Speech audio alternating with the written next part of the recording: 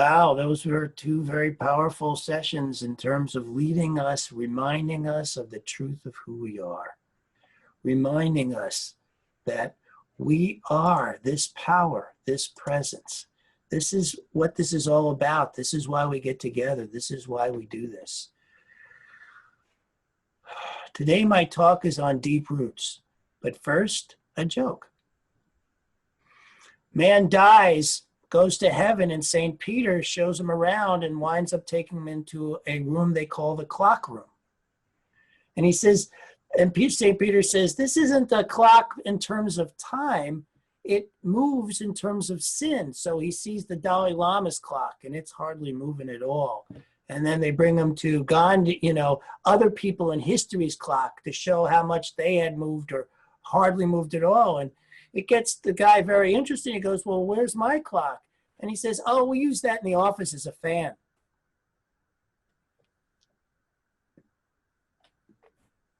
All right, deep roots.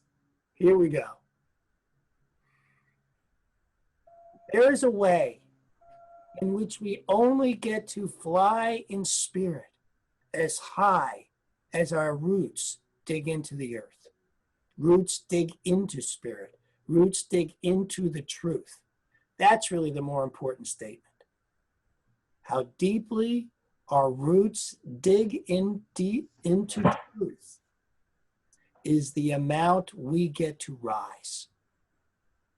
And so there is an important piece here of how we dig in. Ash and I had the fortune to go visit the redwoods this past week. These things are gigantic. And they only get to stand that tall because of how deep their roots are. So what do these roots look like?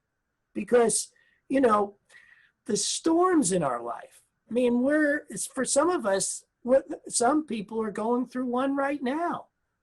This pandemic being a storm. For others of us, it doesn't feel like a storm. And if it doesn't, that's fantastic. I know for me, it doesn't feel like a storm. But that has more to do with the way my life is, the way I created my life and set it up. But I know for some people, this feels very much like a storm. And our ability to wade that storm is totally locked into how deep our roots go. I'm somebody who gets my feelings hurt very easily. And so when that happens, I have to consistently go back to that place of, what's the truth? What's the truth here? What's the truth? The truth is that I am a spiritual being having a human experience. That my human experience has hurt feelings. But my spiritual presence, my spiritual essence is bigger than that. What's the truth? I have this saying for myself that truth is only truth if it roots all the way down. And so I'm constantly asking myself that question. What's the truth? And a lot of people, I think, stop at the truth being what they call the facts. And when we stop at the facts, I am here to tell you today that those are shallow roots. The facts are shallow roots. There's something so much deeper than that, that when we can remember and dig into, frees us from whatever drama we may be imprisoned by in any particular moment. Whether it be our pain, our loved ones' pain, our children's pain, our parents' pain, our friends' pain, the world's pain. If we are stuck in the facts, we are stuck in shallow roots. There is something deeper going on here. And when we can get there with that, when we can be with that, there is a freedom that that, that we can feel and experience and fly with in ways that maybe we couldn't when we are stuck in shallow roots, because shallow roots is where you get torn out. You may still be able to fly, but there's no place to ground. And you are going to, when trees that get pulled out by the roots and thrown by a storm, get thrown into something, and those trees are destroyed. The biggest problem I personally have with the New Age movement is that they're so busy flying, they're not looking at how shallow their roots are. And they wonder why they get thrown around by life. Anyone who is being thrown around by life isn't understanding how deep their roots can go. And this shows up in many different ways. There's this great movie called Groundhog Day with Bill Murray and Andie MacDowell. One of the scenes that sticks out in my mind is the first time he realizes that he's with Andie MacDowell and they're walking and they're playful with each other. And they are connecting in a way that he had never had a connection like that before. And then the day starts over, and what he does is try simply to repeat what happened the day before and find that it doesn't work at all. In fact, every time he tries to repeat what worked the first time, it gets worse and worse and worse until he finally realizes it's not worth going down that road anymore. The thing about this, why I bring this up here, is I think we do that. I think we find something that works, and then we think we can just repeat it, but we're no longer in the moment. What truth and deep roots allows us is to be present in the moment, where we don't have to rely on the past or rely on the hope of the future. Deep roots brings us to a place where we can be present, fully present with whatever is going on, and see it far beyond the facts, far beyond what we think might work. We are spiritual beings, and truth is only truth if it roots all the way down. It is up to us to be present here. It is up to us to move forward. I'm a man who has my feelings hurt all the time.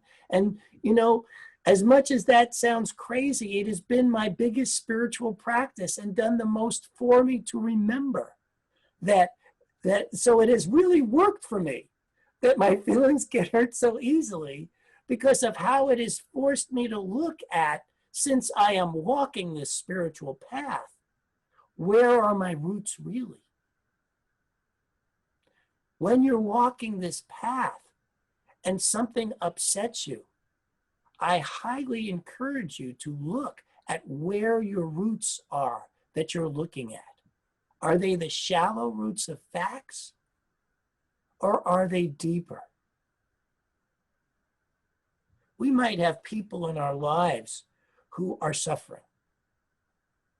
And I know for me, when I see somebody I love suffer, or see people in the world suffering, it impacts me.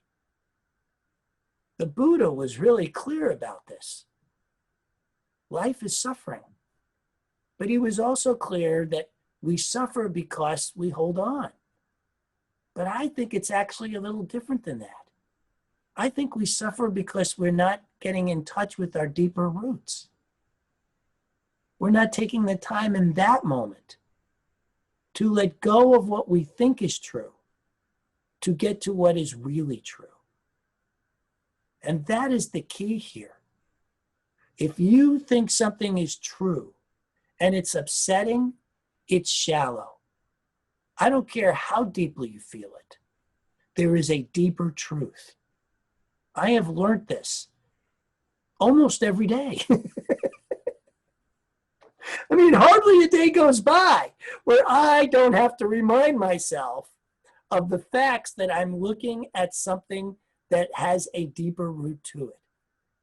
So I'm using shallow a little differently here because I know that some people take offense to being called shallow or they're being shallow. And I don't actually mean it in the way that it is normally spoken of.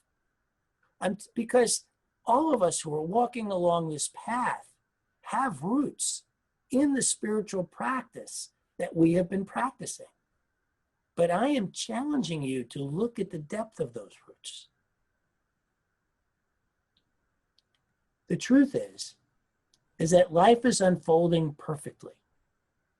The truth is that it is only through our knowing of the absolute power and presence of the divine that is in everything, no matter how much it looks like they're suffering, in everything, that we can then have impact on that. Dr. Holmes was very clear that we can impact our conditions, but only if we fully understand the spiritual nature of who we are.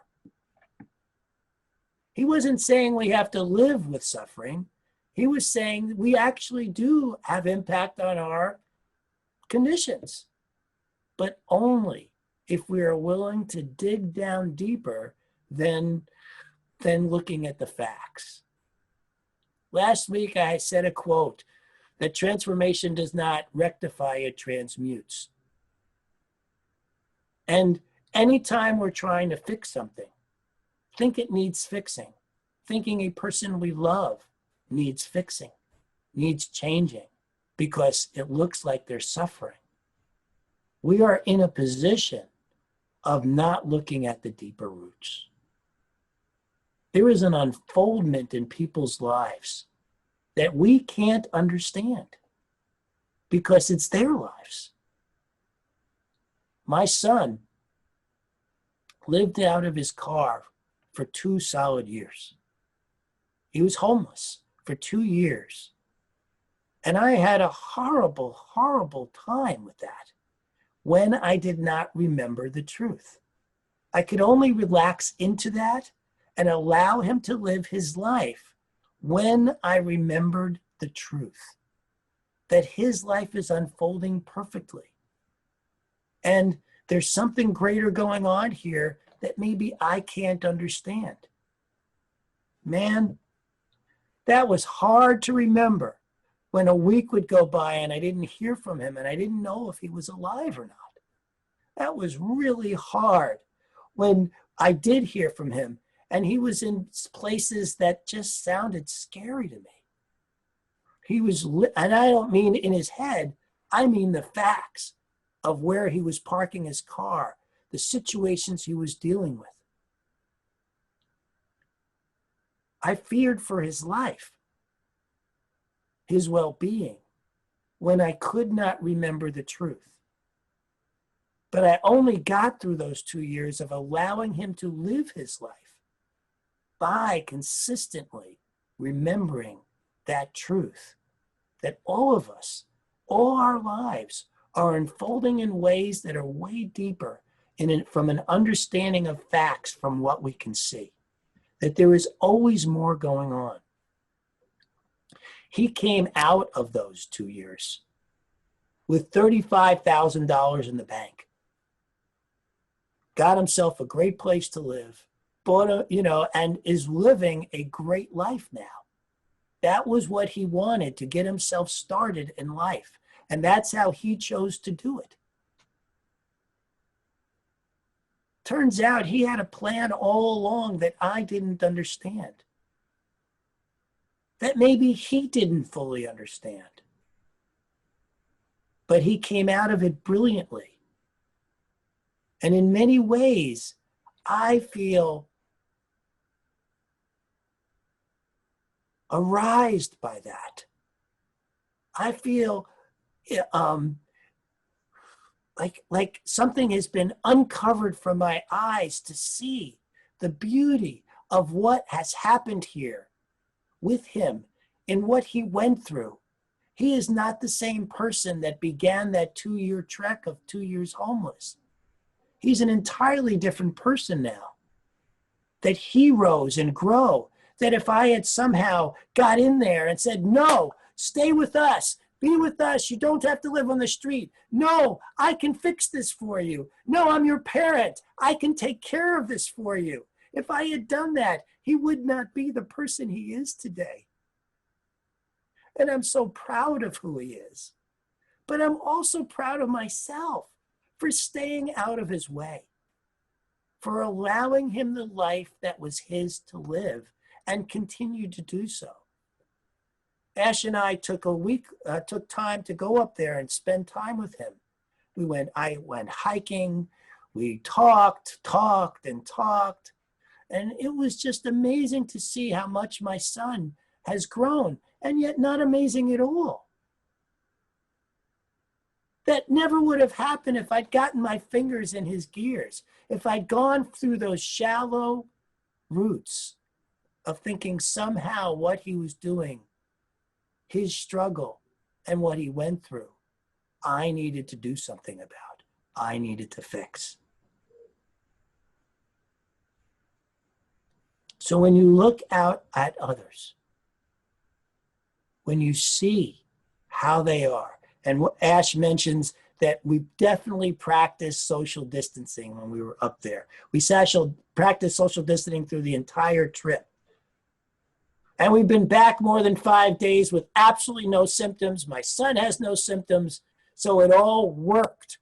Because when you know something is yours to do, and it was ours to do to go see him, of course it works out. And that's what's possible. Truth is only truth if it roots all the way down. Where are you stopping with your truth? If you don't see the magnificence of life, you have stopped. You have not reached as deep as the roots go. If you don't see the magnificence of the unfoldment in every unique expression on this planet, whoever it is, whether it be people in office, whether it be the leaders of the world, whether it be whoever it is you're looking at, if you do not see the magnificent unfoldment of their lives and yours, dig down deeper. I promise you it's there. I've been there. I've felt it. And it feels magnificent. We are spiritual beings having a human experience. We are here to dig down to the deepest of roots. And the deeper we dig down, the higher we get to fly.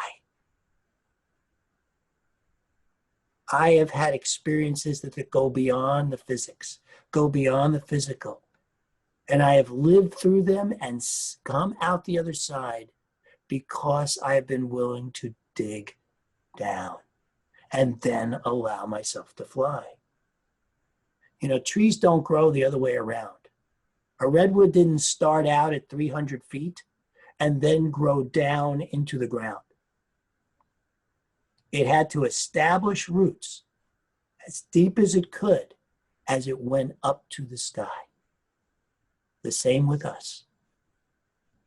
The deeper we dig, the higher we get to fly, and we can't get knocked off that high that we have. I mean, one of the things I hear from people all the time who don't understand the concept of deep roots is how I was doing so well. I was flying so high, and then this circumstance happened. We live in a changing world with shifting sands. That is the facts. The truth is, we live in a world of spirit that has a deep enough root that no shifting sands can move you. That is the truth. Dig down deep, and you are unmovable by circumstance.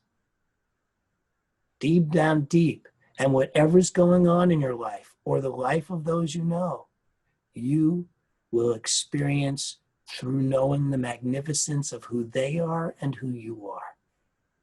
That's what's possible here. This is an incredible time of life for all of us who are dealing with this pandemic. And we are all dealing with it on some level. This is the time to dig deep, to understand your roots and understand those roots' impact on your daily life. My life grows greater because of my understanding and my practice in continuing to do it.